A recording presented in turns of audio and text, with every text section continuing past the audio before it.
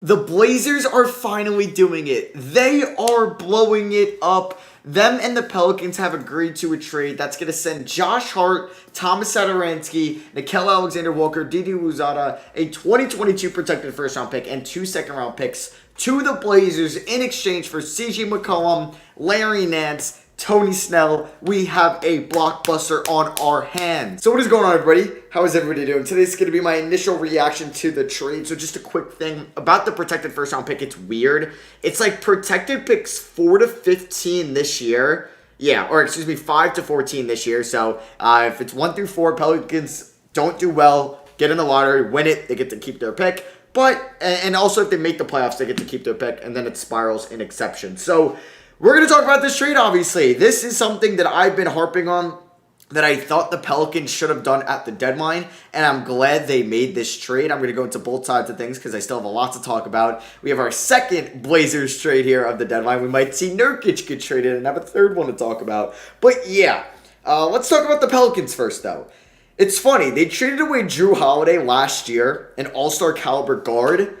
And then a year later, they traded for CJ McCollum. That's just a little funny to me. I think this is somebody they desperately needed if they're trying to make a playoff push. Give Brandon Ingram that secondary scorer. They desperately need that. And right now, you have a solid big three of CJ McCollum, Brandon Ingram, and Jonas Valanciunas the way he's been playing this year. Now, I don't really know what they're going to, like, their final 5 lineup is going to be. Is it going to be McCollum, Ingram, Herb Jones, Nance, Valanciunas? Is it going to be Devontae Graham at the 1, McCollum at the 2, Ingram, Herb Jones, Valanciunas? I'm not sure what they're going to go with until Zion comes back. But when Zion comes back, they have a good, like, 6 or 7 guys they can go in their final 5. It depends if they're going to go with CJ McCollum there at the point guard spot. But you have McCollum, Valanciunas, Ingram set in, and then you have Zion when he comes back, and then you have either a mixture of Herb Jones, Larry Nance, Devontae Graham, a couple of those guys. So, I like this a lot. You honestly didn't give up too much. Like, if the pick is 14, not the end of the world. McCollum has 2 more years after this year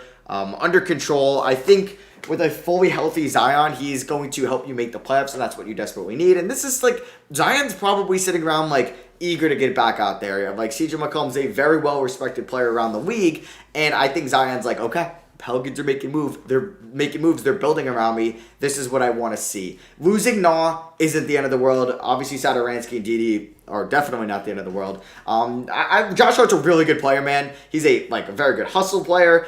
Gets rebounds, plays defense, can hit threes. He's pretty much what you want on a super valuable contract. And Josh Hart has turned himself into a very nice player in the league. Pretty much, if you have a wing from Villanova, draft them. Sadiq Bey, Mikal Bridges, Josh Hart, DiVincenzo, not a wing, but Jalen Brunson. Man, these Villanova guys, they produce. So, that's really what you give up. If your first round pick is 14 this year, I'm surprised it wasn't, just top 5 protected, and they give it up if they make the playoffs. I guess if they think they make the playoffs this year, then they'll make the playoffs next year. And they were a team that I think started off 1-12 or something like that, and they have a real chance at making the NBA playoffs. They are, I believe, the 10th seed right now. They might have fallen to 11. No, they are the 10th seed. We know the Blazers are going to fall down.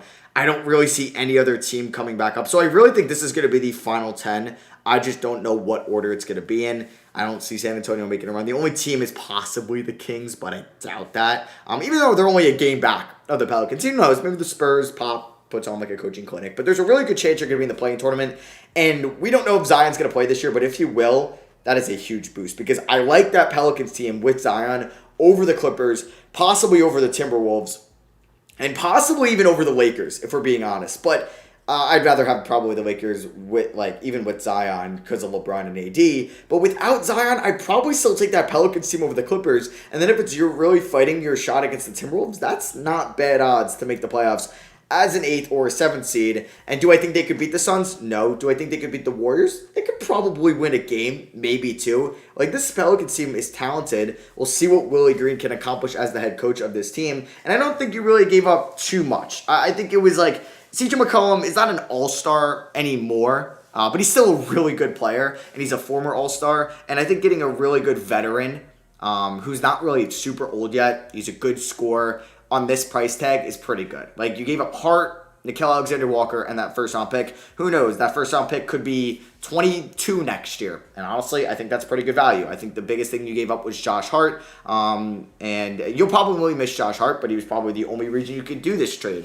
Now, if you look at maybe some of the other guys they can keep here, they were able to keep Jackson Hayes if you still want to have a chance on him. Cairo Lewis, Trey Murphy, Herb Jones. They were able to keep all those guys, which I think is a very big W for the Pelicans. Now for the Blazers, man. Woj did tweet out recently, Portland's plan is to fully reshape the roster around Damian Lillard now. Portland created a $21 million trade exception today. That's a lot of money. Potentially $60 million in cap space this summer. Multiple draft picks and assets via the Pelicans and Clippers trades. Plan is to pursue high-end talent now and not retreat. So, this is a funny thing from Click. But, yeah, I think, I don't know. You're looking at the top, 2022 NBA free agents. Are they going to be able to make a play for Bradley Beal? I don't think Damian Lillard could convince Beal. Beal will be like, yeah, I just saw what you and McCollum did, and you couldn't really do anything. So I don't know if they make the play for Beal. Obviously, Kyrie wouldn't really be a fit. Would Harden go to Portland? I don't think so. I feel like Harden likes those bigger markets. Houston, Brooklyn, Philly. Seems like more of a Harden thing. I mean, Zach LaVine wouldn't really make a lot of sense. It's not a great free agency class. What guys, maybe you make a play for DeAndre Ayton. And DeAndre Ayton would be perfect for this team. But the Suns can easily match it or easily do a sign and trade, and then you got to give up assets. So the free agency class isn't great outside of a few guards. Zach LaVine would be really good, but if you have Lillard and LaVine in your backcourt, you really need stud defensive 3, 4, and 5s. And I think you can have that in Josh Hart. I think Josh Hart could be the 5th best player in a starting rotation and win a championship. Can Nurkic be the 4th? Possibly. You need a really good defensive power forward. And with Anthony Simons there, you don't is it real to stump his development? Is it worth going after any of those guards? Obviously, you'd want a Harden or a Kyrie or a LaVine or a Beal on your team, but I don't know. Not a lot of guys that fit that team. They need perimeter wings. Maybe they make a play for T.J. Warren, and they get Montrezl Harrell, and they get I don't even know, man. I don't even know. It's really tough to see what they're going to do this offseason. Maybe Julius Randle is available via trade, and the Knicks would do something like that, and that's where the trade exception can come in. Maybe they could say, why would they want Fournier? I don't know, but that's where the trade exception, I'm sure the Knicks would give him up for nothing. I'm sorry for just putting my Knicks in here, but I don't really know what the Blazers can do. Hopefully you get lucky in the lottery, and you add a Banchero, a Jabari Smith, a Chet Holmgren to this team. I mean, currently, they have, the 5th? 6th, 7th, 8th worst record in the league, which isn't bad. 8th is a spot where you could move up. We've seen some teams recently like Charlotte, Grizzlies, Pelicans, Bulls, this past draft. I don't know if the Pistons were around there, but that have moved up into the top 4 to get lucky. So yeah, if you get a Banchero, a Jabari Smith, a Shaedon Sharpe, a Jaden Ivey, this can change, a Chet Holmgren.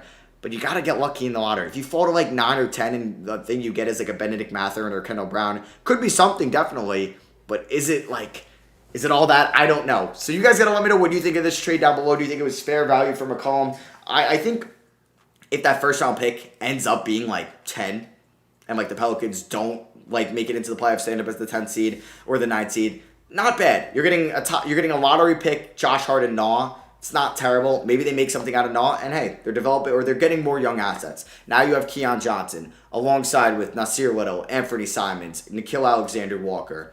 Something, man. That's something. So you just got to keep drafting guys, develop guys. They'll have a first-round pick on this, possibly 2 from the Pelicans. And I don't think they're going to move Lillard. It had to be broken up. I said it should have been broken up 3 years ago, but they didn't do that. So let me know what you guys think of this trade down below. Drop a like if you did enjoy. I will have a CJ McCollum Pelicans rebuild out on the main channel today. It's funny because I had a video that was going to say, what should every team do at the trade deadline? Except for the Pelicans, get McCollum. So I'm going to have to comment, hey, this was recorded before that, because I also said that the Mavs should get McCollum as well. So you'll see that today. You'll see the CJ McCollum Pelicans rebuild. It's funny also because on that one offseason or trade deadline move every team should make, I had McCollum in a Mavs jersey on the cover. So I got to change that. I hope you guys do enjoy that. I'll catch you guys in the next one. Peace.